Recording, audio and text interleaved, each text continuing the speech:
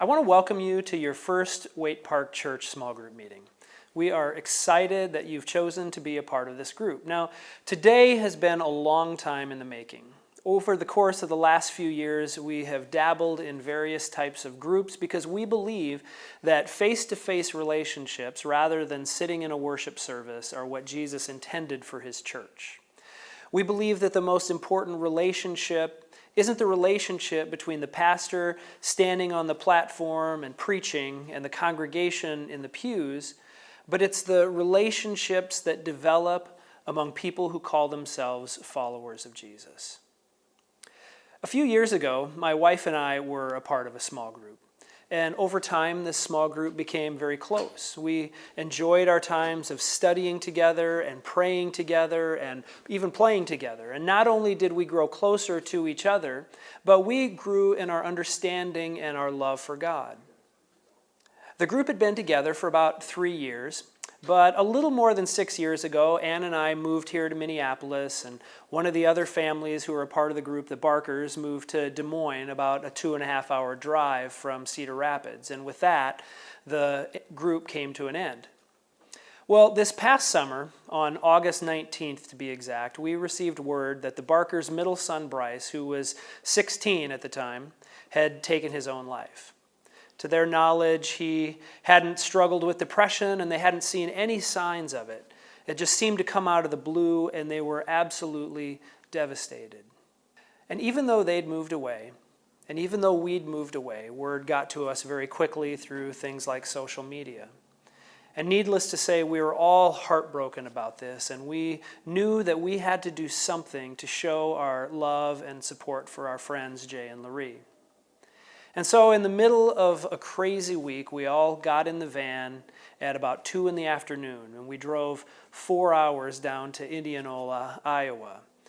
And when we got there, we stood in line for about an hour just to get to wrap our arms around our friends and tell them that we loved them and how sorry we were. And through tears, we were able to talk, but only for about 15 minutes, and then we had to head home. Well, what we didn't know was that every member of that small group that had ended 6 years earlier did the exact same thing. Now, none of us did it because we're amazing and compassionate people naturally. We did it because of the relationships that we had developed during our years of that small group. Friends like that, friends that would drive more than 8 hours simply for a hug and a 15-minute conversation. This is the picture that comes to my mind when I think about what Jesus created the church to be. But I know that there are many people who don't have that. And I know that there are many people who long for that deep in their soul. But a community like that doesn't come automatically. And it certainly doesn't happen easily. It takes a commitment of time and energy. It takes a redefinition of your life's purpose. It'll mean some awkward conversations and sometimes even hurt feelings. And it's not for the faint of heart. It'll take persistence and hard work, but I will guarantee you that it's worth it in the end. Most of all, it takes the work of the Holy Spirit. Jesus said in Matthew 18:20, "Wherever 2 or 3 are gathered together in my name, there I am in their midst." And our hope is that your group becomes a powerful catalyst for spiritual growth in your life. That you'll see God clearer through meeting together with a group of people that you are sitting with right now. Acts chapter 2 says the early church devoted themselves to the church community. The Greek word that's translated as devoted means to be ruthlessly committed. The early church grew up at a time when the world was often ambivalent and sometimes even hostile to the church. And so they needed God's strength expressed through the community for their faith to be able to grow. Well, we live in a society today that's very similar to that, which is why it's so important for us, those of us who are in the church, to devote ourselves to the community that exalts God and learns from Jesus and grows together. And that's why I encourage you that even when things are hard, work through it. Even when things start to get a little routine and you're just not feeling it, I want you to keep at it. And I promise that down the road that you'll find that your investment was worth it.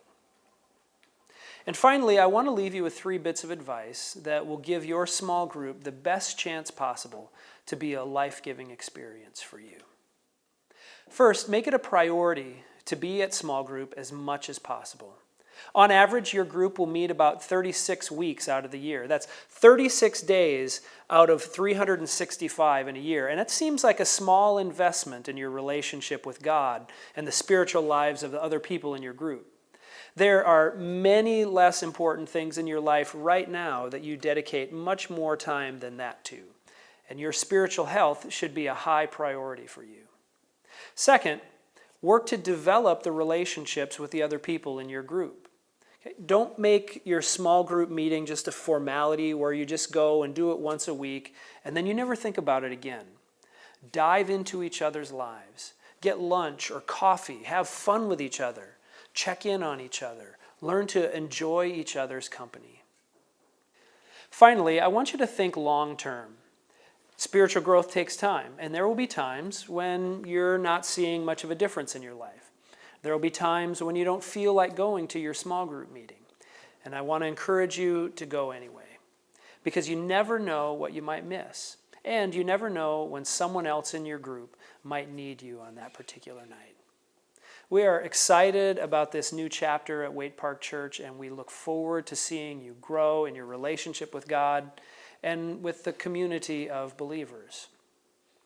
Now, as we end here, this video section, I want you to take a moment to learn about each other.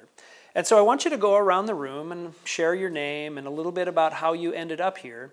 And then I want you to answer a couple of questions. The first one is, what are you looking forward to about being in a small group? The second one is, what is a fear or a concern that you have about being in a small group? Thank you so much for being a part of Waite Park Church small groups. We hope you have a great time and enjoy your meeting.